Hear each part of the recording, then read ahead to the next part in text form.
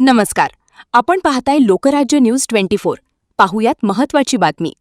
मावळ तालुक्यातील वडगाव फाटा येथे 2 गटात झालेल्या किरकोळ वादातून वाद मिटवण्यासाठी गेलेल्या हॉटेल व्यावसायिकास बेदम मारहाण करत हॉटेल तोडफोड केल्याची गंभीर घटना घडल्याची माहिती समोर आली आहे. धक्कादायक बाब म्हणजे घटनास्थळावर 3 पोलीस दाखल असताना बघ्याची भूमिका घेणाऱ्या पोलिसांसमोरच हा सगळा राडा घालण्यात आला आहे.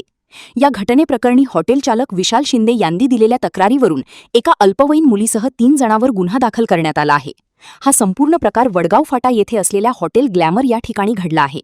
हॉटेलमधील लावण्यात आलेल्या सीसीटीव्ही कॅमेऱ्यात तोडफोडची घटना कैद झाली असून या घटनेप्रकरणी पोलिसांनी ऋतिक चव्हाण, ओम भिलारे, संजय भिलारे यांना ताब्यात घेतले असून यात एका अल्पवयीन मुलीचा देखील समावेश आहे.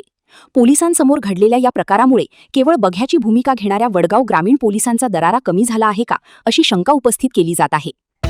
महाराष्ट्रातील महत्त्वाच्या आणि ताज्या बातम्या पाहण्यासाठी आजच आमच्या लोकराज्य न्यूज 24 न्यूज चॅनलला YouTube वर सबस्क्राईब करा आणि बेल आयकॉन प्रेस करा.